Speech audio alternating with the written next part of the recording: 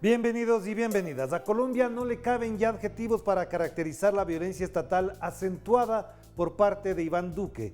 Las protestas sociales solo reciben plomo y gas lacrimógeno. No hay diálogo, no hay consenso y mucho menos atención a las demandas de fondo de una sociedad cansada del neoliberalismo. La lista de muertos y heridos se actualizan cada jornada y sobre eso no hay una explicación oficial.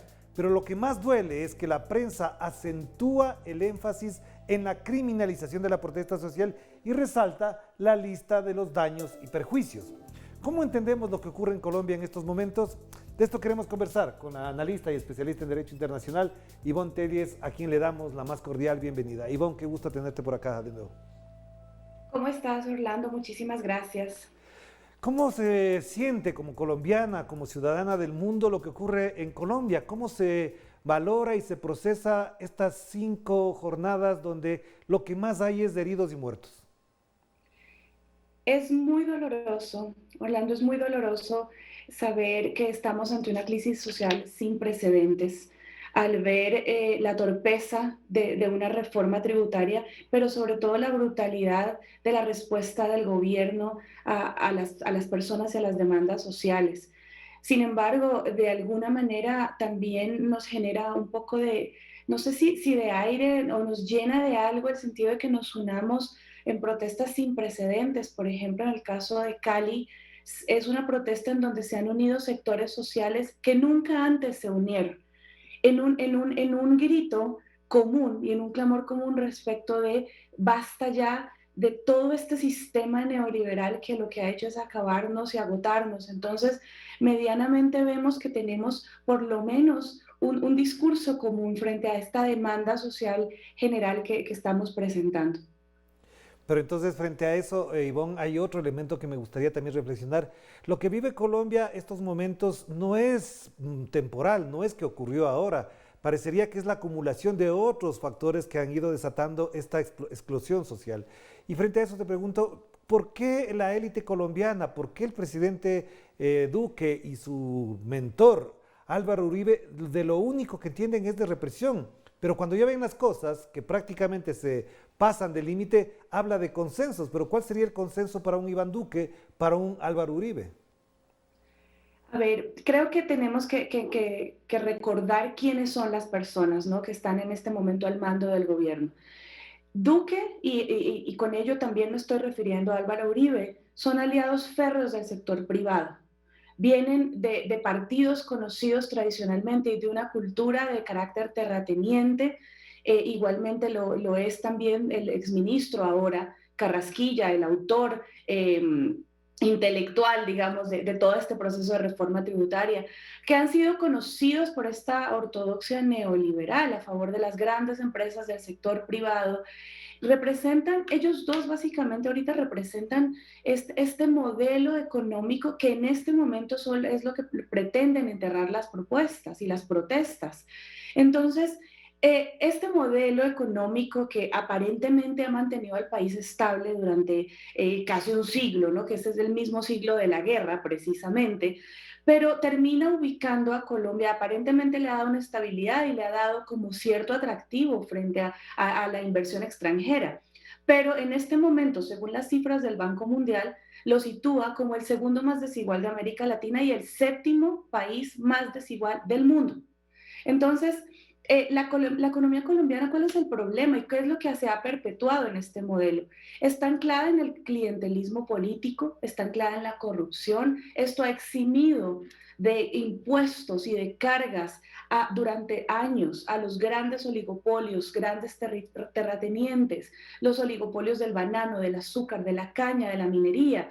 Entonces, claro, el país está sumido en desigualdad, en pobreza y en clientelismo. Y esto se suma entonces a una política que es guerrerista tradicionalmente, históricamente lo ha sido, precisamente por esta construcción de estas clases sociales, ¿no?, absolutamente excluidas, distintas, dispares, según este discurso que se ha querido presentar. Entonces, en este sentido, la única línea que tiene aparentemente, y creería yo inclusive ante la ineficacia y la imposibilidad de gobernar un país que se le salió de las manos, es entonces acudir a lo que tradicionalmente se conoce, que sabemos que no ha funcionado, pero que parecería ser el mal conocido y la única alternativa que tienen, que es acudir a la guerra, seguir trabajando en esta conceptualización de que quienes están protestando entonces son los vándalos y los violentos y que tenemos que acabar contra el mismo pueblo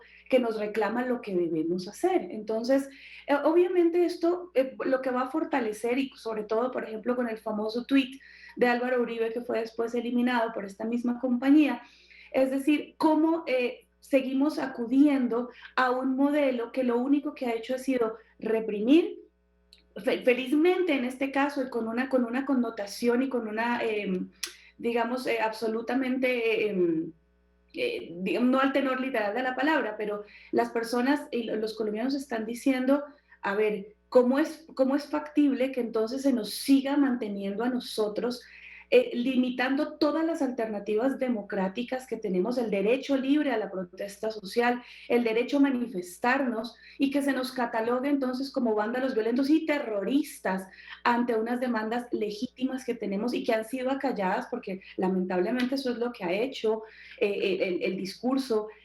tradicionalmente. Además, acordémonos que se ha construido este enemigo concreto que han sido las guerrillas marxistas y con esto todo lo que ha podido agrupar, ¿no? A esta conceptualización de que cualquier protesta social entonces tiene un tenor entonces de la izquierda o un tenor ideológico distinto que aleja totalmente al gobierno y al Estado de su responsabilidad ante las respuestas que debería dar social y económicamente hablando. Claro, pero Iván, ahí te acotaría algo que es importante. Parecería que es un discurso calcado, porque lo mismo dijo el señor Lenín Moreno Garcés en octubre del 2019, cuando la protesta popular se concentró en pedir lo que, por ejemplo, en Colombia ha ocurrido, el retiro de una reforma, de una ley, de un decreto, fue en el caso ecuatoriano, y evidentemente la única respuesta que tenía Lenín Moreno es la de que eran actividades guerrilleras del estilo de las FARC en Colombia. Y por eso además te planteo otra pregunta al respecto. En lo que ha ocurrido en estos días no es ajeno a la misión que llegó, por ejemplo, a Bogotá el 13 de abril, justo cuando llegaba Guillermo Lazo a visitar al señor Iván Duque. Esa misión de la ONU estaba preocupada, indagando información sobre las desapariciones forzosas. Parecería que lo que pasa en Colombia ya no solamente es una preocupación de los colombianos, sino que llama la atención del mundo. Se ha pronunciado la Unión Europea, se han pronunciado los representantes de la Organización de las Naciones Unidas, no así la OEA, por cierto, Luis Almagro permanece callado. Si ya no es una preocupación solamente de los colombianos y la atención mundial se concentra, ¿qué hace falta para que Iván Duque, el establecimiento, la élite colombiana, renueve incluso un pacto con esa comunidad internacional? A ver, los problemas son o sea, problemas socioeconómicos colombianos y estructurales. Es que hablamos de una violencia estructural en Colombia. Es decir, Colombia es la nación occidental con el peor registro en cuanto a los derechos humanos. ¿Sí? Esto está consignado, como tú bien lo mencionas, Orlando, en distintos informes de organizaciones internacionales, principalmente de todo el sistema de derechos humanos de Naciones Unidas. Recordemos el informe tan fuerte que se emitió el año pasado, en el 2020, y que fue una de las respuestas tan crudas que recibió por parte del gobierno colombiano, inclusive por Álvaro Uribe en su momento, rechazando y prácticamente desmintiendo lo que el informe decía. O sea, Colombia vive un genocidio contra líderes y lideresas sociales y vivimos hasta un ecocidio en los territorios. ¿No? Y esto ha sido representado precisamente y manifestado por los indígenas y por la gente que está viviendo en la ruralidad de esto.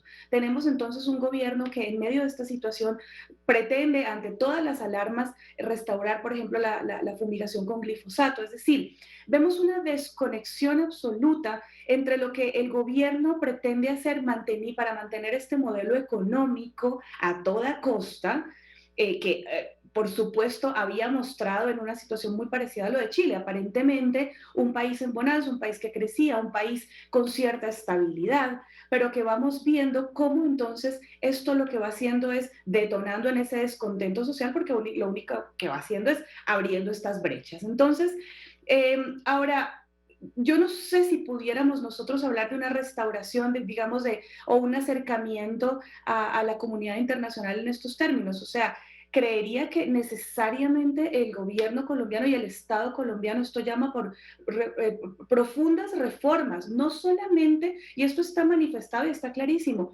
se retira la reforma tributaria el domingo, sin embargo, el país sigue en alerta roja y la gente dice, seguimos adelante porque es que la reforma tributaria únicamente era un detonante de lo que nosotros estamos clamando. Entonces, esto significa que no está solamente contenido en un tema que es sumamente gravoso y terrible, que era lo que pretendía hacer la reforma tributaria, sino que además tenemos unas necesidades tan fuertes y una desconexión tan grande entre lo que hablamos entre el Ejecutivo, ¿no? Y los grandes mandos y la población, que no logramos ver salidas. Ahora, ¿qué es lo que se está planteando, por ejemplo? Los colombianos estamos diciendo, ok, deberíamos pensar en reestructurar toda la parte legislativa del Estado. Es decir, es necesario tener 172 representantes en Congreso, en la Cámara. Recordemos que nosotros tenemos un sistema bicameral, es decir, no solamente hablamos de de una sola concentración en el ámbito legislativo. Tenemos un partidismo, un clientelismo, perdón, absolutamente exacerbado. Sabemos que nosotros, al no tener un voto obligatorio, tenemos un alto tráfico en la compraventa de votos. Entonces, tenemos una necesidad de reforma. O sea, sabemos que aunque llegara en el hipotético caso inclusive el presidente a renunciar, que no creo que esto vaya a suceder, pero si llegara a darse un escenario como este, inclusive aún así el problema seguiría porque estructuralmente nosotros tenemos un sistema de corrupción ligado también al narcotráfico muy, muy bien asentado en los hilos del poder.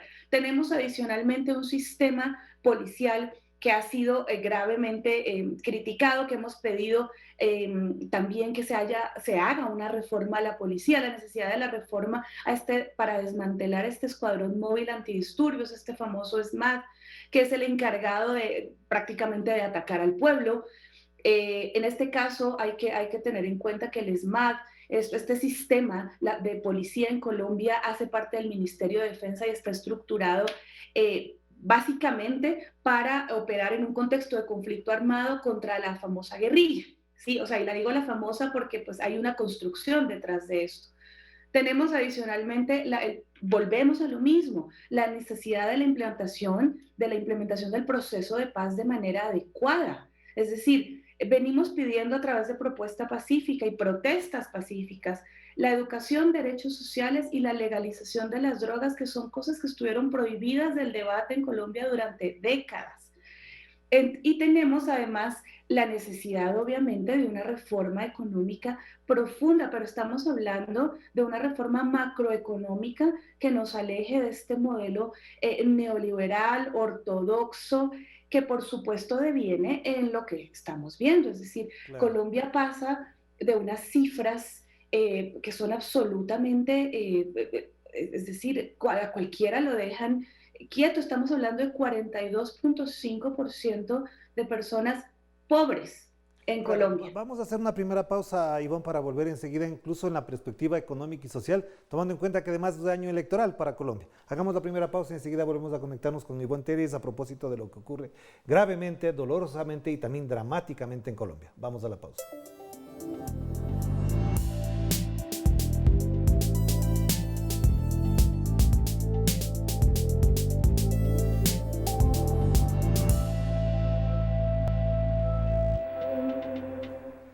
Estamos de vuelta aquí en Clave Política y nos vamos a conectar inmediatamente con Ivonne Telles para conversar y hablar sobre lo que pasa en Colombia, que digo, nos duele, es doloroso lo que pasa, pero también quisiéramos preguntarle a Ivonne lo siguiente, en la perspectiva política y además pensando que ya se avecinan unas elecciones en Colombia, ¿cómo se va a configurar y cómo se reagrupan las fuerzas políticas alrededor o después de esta protesta? Digo esto por una condición importante, Ivonne, y tiene que ver con que mientras más Duque y Uribe actúan y enfatizan en la violencia, más crece, por ejemplo, la candidatura de Gustavo Petro, por ejemplo, para mencionar solamente este caso. Bien, en efecto, Gustavo Petro, por ejemplo, en esta reconfiguración de escenarios, termina siendo una coyuntura de alguna manera favorable precisamente porque él se abandera de todas estas causas políticas que en este momento son las que nos tienen en esta álgida agitación social, ¿no? Como por ejemplo el tema del uso de la fuerza y la no, y este uso progresivo de la fuerza y todas estas estrategias que demuestran pues esta desconexión justamente entre pueblo y gobierno. Adicionalmente vemos también a otros candidatos que aunque han sido golpeados, como por ejemplo Sergio Fajardo, de todas maneras sigue haciéndose presente en el escenario político colombiano y de alguna manera también eh, agrupándose frente todos, ¿no? Haciendo manifiesta, por ejemplo, lo que se le pedía a Duque, que era que retirara en primera instancia la iniciativa de reforma. Entonces, esto lo que deja claro es que posiblemente podríamos ver una emergencia, es decir, una subida en la candidatura de Petro, porque pareciera que se fortalece precisamente, pues obviamente, haciendo uso de todas estas falencias que ahorita están siendo tan evidentemente claras. Y hablemos de varios enfoques, o sea, tenemos un enfoque económico que pues está absolutamente claro, tenemos un enfoque social también alineado clarísimamente a la implementación del acuerdo de paz. Recordemos igualmente que el acuerdo tiene que cumplirse en los 3 gobiernos posteriores, es decir, este sería el segundo gobierno que tiene que implementarlo dentro del plan de desarrollo. Y tenemos este contexto político, por supuesto, que sería sobre todo directamente ligado también a todo el manejo respecto del concepto de seguridad ciudadana que existe. Entonces, creería que esto favorecería indudablemente esto al Centro Democrático no le conviene, inclusive el mismo Centro Democrático presentó sus observaciones y cierta oposición al mismo proyecto cuando este se presentó. Entonces vemos que también pareciera que Duque en este escenario se aleja bastante de lo que el mismo Centro Democrático estaba planteando. Ha demostrado bastante torpeza en su forma de gobierno y creería que con un rechazo que estamos hablando que supera el 70% de la población, pues se dificulta mucho también la posibilidad de pensar que pudiera tener un éxito, por lo menos como lo podemos avisorar en este momento, o un éxito o mayor apoyo a como se tuvo hace 4 años cuando estábamos pues en vísperas de elecciones. Por otro lado, tenemos a un Uribe que sí, aunque sigue ejerciendo esta fuerza tan potente dentro del escenario político colombiano, de todas maneras es una figura desgastada y es una figura que se desgasta en el momento en que sigue apoyando a todo este proceso guerrerista de la línea de Duque, en donde la misma población en este momento está también manifestándose en contra de. Entonces, estamos hablando de que los mismos ciudadanos están diciendo, basta de más muertos, basta de este abuso policial, basta, basta, basta. Es decir, estamos viendo que las mismas sectores de la población, y lo digo también como ciudadana, que tradicionalmente han apoyado al Centro Democrático, se están sintiendo también con cierto hartazgo de la misma política y de esta línea de mando, ¿no? Entonces, creería que eso también da posibilidad de que, por ejemplo, Gustavo Petro tuviera mayor fortaleza si él también sabe manejar su discurso y su posible campaña en este año tan Ya, complejo. y frente a eso hay otra pregunta que nace a propósito de esto que estás mencionando y reflexionando, Ivonne, y tiene que ver hasta dónde las fuerzas progresistas podrían unirse, más allá de las declaraciones que se han hecho hace pocas semanas atrás, digámoslo así. Esto no conlleva, por ejemplo, la necesidad de la unidad, porque por otro lado también se corre el riesgo de que efectivamente un Gustavo Petro o quien lidere la corriente progresista sea asesinado. No es extraño en Colombia que líderes sociales que puedan arrebatar a los liberales, a los conservadores del poder, son asesinados. Sí. O sea, lamentablemente esta violencia que nosotros tenemos como colombianos, me refiero, hablamos de violencia estructural y pues si podemos hacer divisiones, entonces hablamos de todo tipo de violencias, ¿no? O sea, violencia económica, social, política. Eh, sí es necesario y sería muy interesante que se planteara una coalición que pudiera ser cierta fuerza ante pues esta situación tradicional, porque el hecho de que nosotros ahorita como colombianos estemos viendo una agitación y un levantamiento frente a este status quo no significa de ninguna manera que toda la estructura social oligárquica de la cual hemos hablado tanto, elitista, absolutamente excluyente, vaya a tener un remedio si nosotros no tenemos reformas macroeconómicas estructurales dentro del país. Entonces, es necesario que exista una coalición, que exista, sí es absolutamente necesario un llamado a unidad en el sentido de que se pueda hacer frente, justamente como tú bien lo mencionas, a posibles amenazas que lamentablemente, y es absolutamente lamentable, tengamos que aprender del pasado precisamente porque cuando tuvimos estas alternativas distintas, estos modelos y estas propuestas distintas se vieron absolutamente silenciadas, que es una de las características de lo que sucede en Colombia justamente.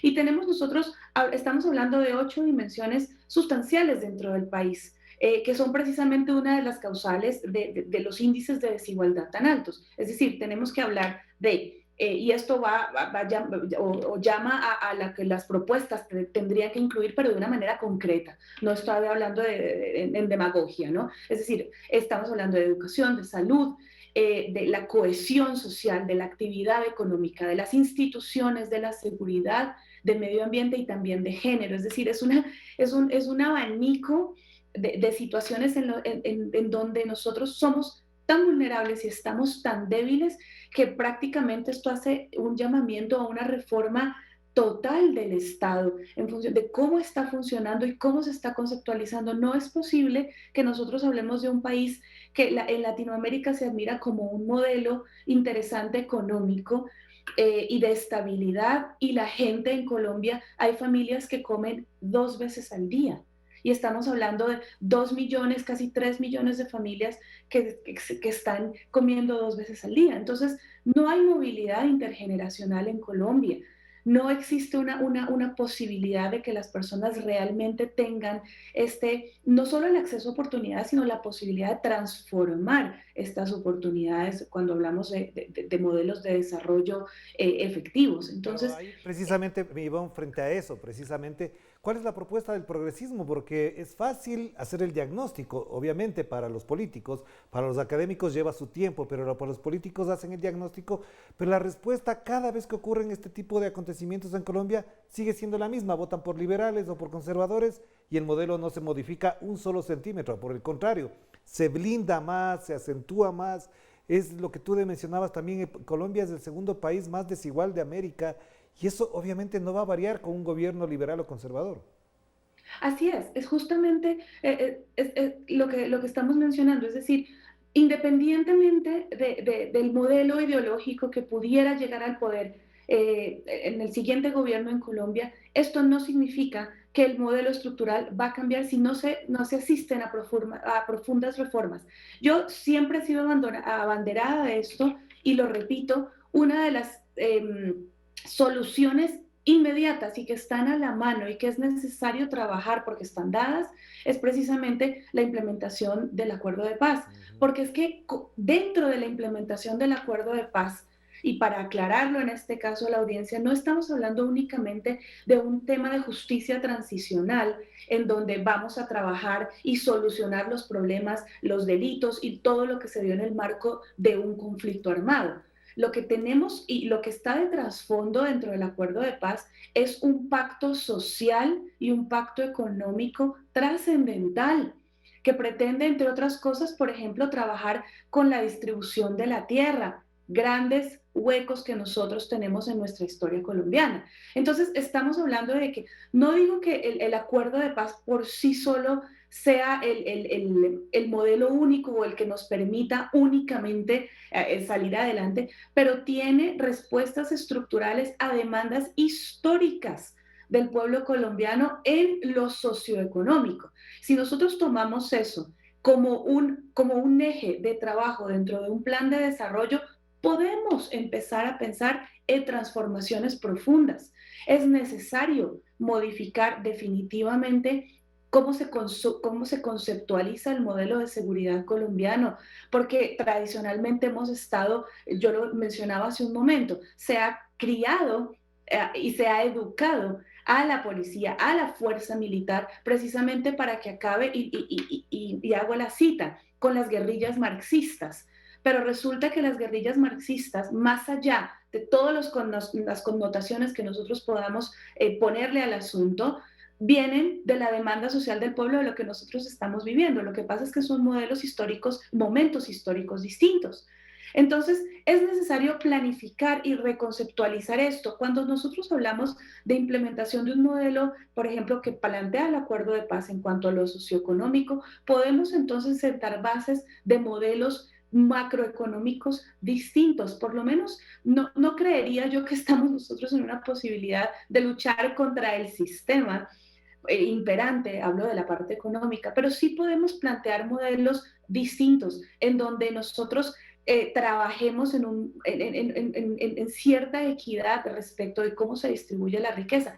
Y por supuesto también un cambio, con esto termino, fundamental en cuanto a cómo se maneja el discurso respecto de la polarización y de la construcción de identidades que dentro de Colombia nosotros mismos nos definimos como distintos. Es decir, soy distinto porque pertenezco a, B o C grupo social, grupo económico. Entonces no se habla de una cohesión. Si nosotros trabajamos en modelos de exclusión dentro del mismo país, esto lo único que va a hacer es exacerbar la división social y esta restauración de tejido social de la que tanto hablamos. Y no solamente lo hablo en el contexto bélico, porque no me refiero a eso, me refiero a toda la estructura social que nos acompaña, seguirá perpetuando esto. Entonces las propuestas tienen que ser profundas. Claro que sí. Muchísimas gracias, Ivonne, muy amable, muy importante lo que acabas de mencionar además.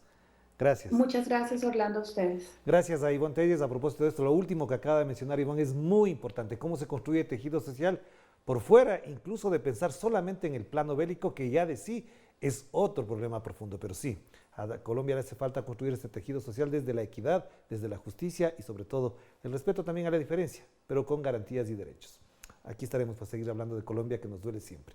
Cuídense mucho, que la pasen bien. Chao, chao.